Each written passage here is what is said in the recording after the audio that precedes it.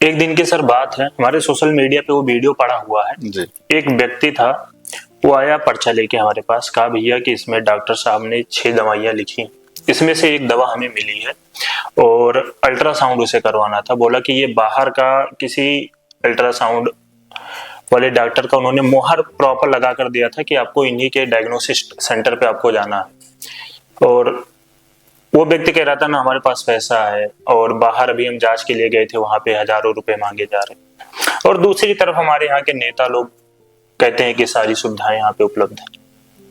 देखिए, आपने खुद देखा। हाँ। आपके सामने की बात है, मुझे कहने की तो कोई बात नहीं। ये जितने अस्पताल के सामने गोंडा जिले में डायग्नोस्टिक सेंटर्स खुले हैं, दवाई की दुकानें, ये किसके आशीर्वाद से चल रही है? ये एक नेक्सस है। इस नेक्सस में बड़े बड़े नेता शामिल हैं। गोंडा जिला अस्पताल हो या मेडिकल कॉलेज, इसमें इन 7 विधानसभाओं के लोग जाते हैं और 7 विधानसभा में भारतीय जनता पार्टी के विधायक हैं।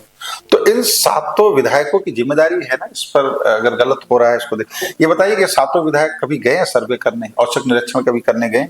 कभी मेडिकल कॉलेज में जाकर के देखे हो दवाइयां कहाँ हो रही है, कहाँ पर अल्ट्रासोनोग्राफी हो रही है, कहाँ पर सीटी स्कैन हो रही है, कहाँ पर इनके लेबोरेटरीज है जहाँ पर टेस्ट हो रहे हैं, ब्लड टेस्ट हो रहे हैं, या और तरह की सुविधाएं क्या है, नहीं है, साफ सफाई क्या है। ये तो जनप्रतिनिधियों को भी औचक निरीक्षण करना चाहिए, तभी तो जनप्रतिनिधि है।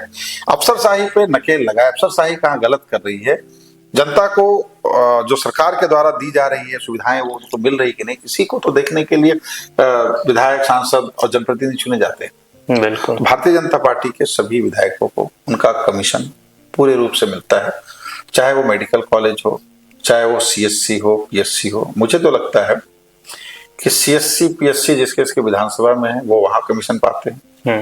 जिनके अच्छा चल रहा होगा वो नहीं लेते होंगे, तो अच्छा चल रहा होगा।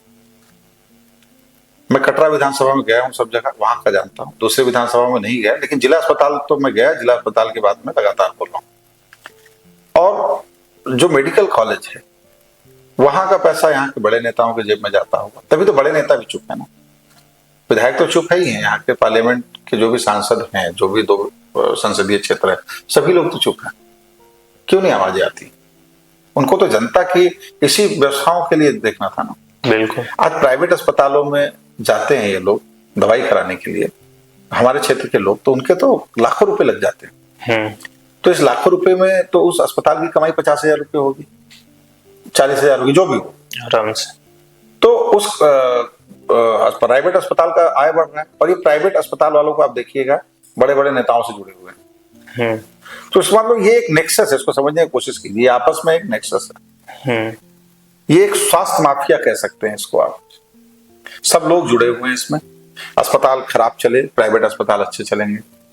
अस्पताल खराब चलेंगे, डायग्नोस्टिक सेंटर बाहर के अच्छे चलेंगे। अस्पताल में व्यवस्थाएं नहीं होंगी, बाहर दवाइयां मिलेंगी। अस्पताल में डॉक्टर नहीं देखेंगे, बाहर में देखेंगे। हड्डी का ऑपरेशन मैंने सुना है अस्पताल में नहीं करते हैं, बाहर जाते हैं 2,000 रुपए लेके ऑपरेशन। हाँ, वही डॉक्टर करते हैं, वही डॉक्टर करते हैं, लेकिन वही जिला अस्पताल में और जो मेडिकल सोकॉल्ड मेडिकल कॉलेज उसमें नहीं करते हैं।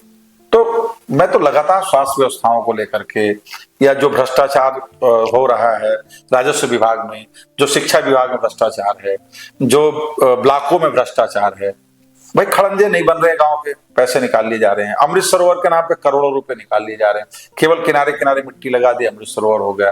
केवल नाम बदल दिया, अमृत सरोवर, पानी की एक बूंद नहीं। तो भ्रष्टाचार तो इस भारतीय जनता पार्टी ने और भारतीय जनता पार्टी के विधायकों ने और विधायकों के परिवार वालों ने तो भ्रष्टाचार की अति कर दी है इस पूरे गोंडा जनपद में और इस पूरे उत्तर प्रदेश में। अच्छा सर, जैसे कि अभी SIR चल रहा है पूरे देश में, और लगातार अभी बैजनाथ दुबे जी भी जो है डीएम के आवास पे भी गए थे, डीएम जी को उन्होंने अपना ज्ञापन भी दिया था। तो आप भी क्षेत्र में जाते हो, आपके पास भी लोग आते होंगे, तो क्या यहाँ पे लोगों का वोट काटा गया SIR के माध्यम से? और SIR के माध्यम से लोगों का वोट काटने की कोशिश भारतीय जनता पूरी तरह से कर रही है, क्योंकि अभी तक फाइनल लिस्ट नहीं आया है। 15 अप्रैल को प्रकाशन होना है। लेकिन जो नोटिस आए हैं फॉर्म 7 के, हम लोग लगातार उसको देख रहे हैं। जिनके भी कुछ कागज कम है या गलत तरीके से, अभी मैं मेरे पास एक उदाहरण है कि हल्दर ब्लॉक से कम से कम 20 लोगों का एक बार और 100 के ऊपर लोगों का पतिसा गांव में, भोका पतिसा में नोटिस गया। और नोटिस पहुंचा आज सुबह में और 10 बजे उसमें लिखा हुआ है फला ऑफिसर के पास कागज लेके पहुंचना है। नोटिस दिया गया है आज सुबह 10 बजे, सुबह 8 बजे और 10 बजे उसको ब्लॉक पे पहुंचना है, फला अधिकारी जिसका मुहर लगा उससे मिलना है दस्तावेज लेकर।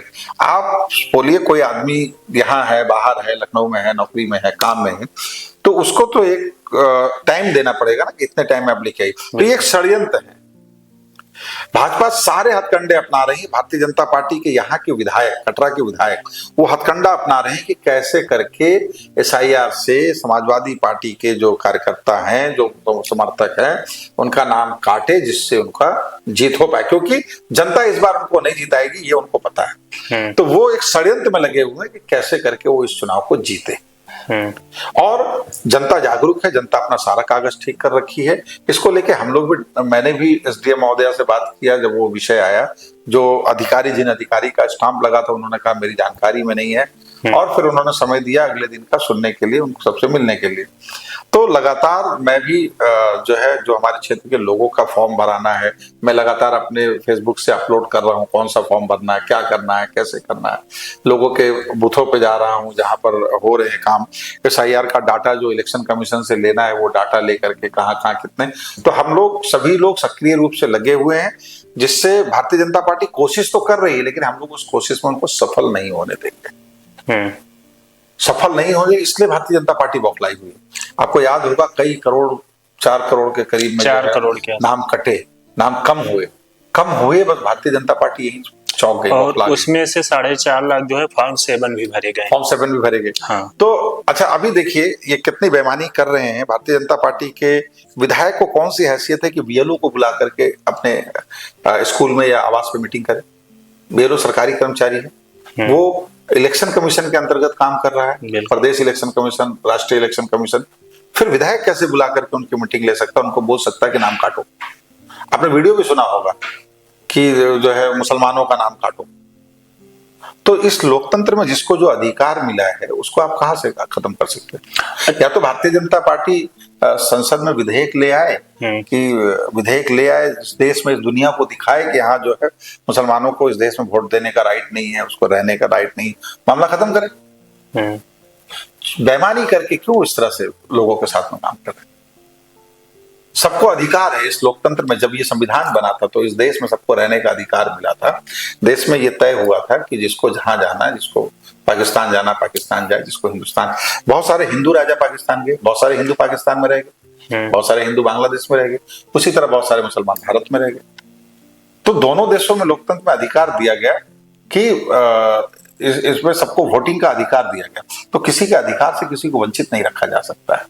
अच्छा सर, जैसे मान लीजिए अभी अगले महीने में जब 15 तारीख तक फाइनल लिस्ट आएगी, अगर वहां पे लोगों का वोट कट रहा है, तो आपकी क्या तैयारी है? हम लोग उसको ऊपर तक, जहां तक जाना है वहां तक जाकर के, चाहे वो इलेक्शन, चीफ इलेक्शन कमीशन हो, प्रदेश इलेक्शन कमीशन हो, कोर्ट हो, जहां भी जाना हो, हम लोग हर स्तर तक जाकर के एक भी जायज वोट को कटने नहीं देंगे। एक भी जायज वोट नहीं कटेगा हमारे यहाँ से।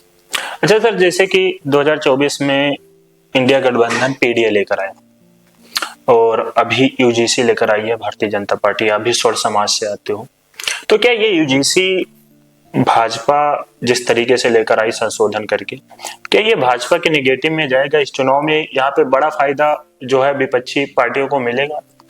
देखिए, भारतीय जनता पार्टी लगातार समाज को बांटने का, समाज को तोड़ने का काम कर रही है। भारतीय जनता पार्टी को कानून के सारे क्लॉज मालूम है, कौन सी क्लॉज लेके आ रही है। कोई भी कानून देश में बने, उस कानून में अगड़ा पिछड़ा सबको समान प्रिविलेज मिले, सभी लोगों को एक नजरिए से देखा जाए, किसी को विक्टिम और किसी को क्रिमिनल, ऐसा कोई कानून ना बने कि एक व्यक्ति को विक्टिम दिखाया जाए और एक व्यक्ति को क्रिमिनल दिखाया जाए। समाज में जितने भी लोग हैं, और खास तौर पर हमारे न्यू जो छात्र हैं, इन छात्रों के बीच में किसी भी तरह का असंतुलन नहीं होना चाहिए था। हमारे समाज में आप ये यूजीसी आने के पहले आप देखिएगा कि पिछड़े समाज का बच्चा, दलित समाज का बच्चा, ब्राह्मण समाज का बच्चा, राजपूत समाज का बच्चा, यहाँ तक कि मुस्लिम बच्चा भी एक ही रूम में शेयर करके रह रहे थे, पढ़ रहे थे, साथ में बना रहे थे, खा रहे थे। एक मित्रोद्भाव भाव था इस देश में। इस देश में जाति पाति के बंधन खत्म हो रहे थे। एक तरफ भारतीय जनता पार्टी कहती है कि हिंदू एक हो, एक तरफ उसने इस जातिगत व्यवस्था को, लड़ाई को खड़ा किया। अपने राजनीतिक लाभ के लिए भारतीय जनता पार्टी ने इस पूरी व्यवस्था को तय किया। हमारा मानना है, मेरा मानना है कि एक तो छात्रों को राजनीति से दूर रखना चाहिए, इस तरह की राजनीति से, और छात्रों में हर छात्र को जो गलत करेगा उसके खिलाफ कंप्लेंट करने का अधिकार हो, और जिसने गलत किया है उसके खिलाफ सजा हो, और किसी ने गलत किसी के ऊपर में गलत मुकदमा लिखाया हो या गलत जो है ये ब्लेम लगाया हो तो उसको भी सजा मिले। हर किसी के साथ न्याय है, किसी के साथ भी अन्याय ना हो, चाहे हमारे अगड़े समाज का बच्चा हो, चाहे ब्राह्मण समाज का बच्चा हो, चाहे वो पिछड़े का हो, चाहे अनुसूचित का हो। एक समान न्याय वाली व्यवस्था उत्तर प्रदेश में और भारतवर्ष में लागू होनी चाहिए, और खासतौर पर बच्चों के भविष्य में राजनीति को लेकर के खिलवाड़ कभी नहीं होना चाहिए। और भारत को इस तरह बांटने का, इस तरह तोड़ने का काम जो भारतीय जनता पार्टी कर रही है, मैं इसकी पूरी तरह से निंदा करता हूं।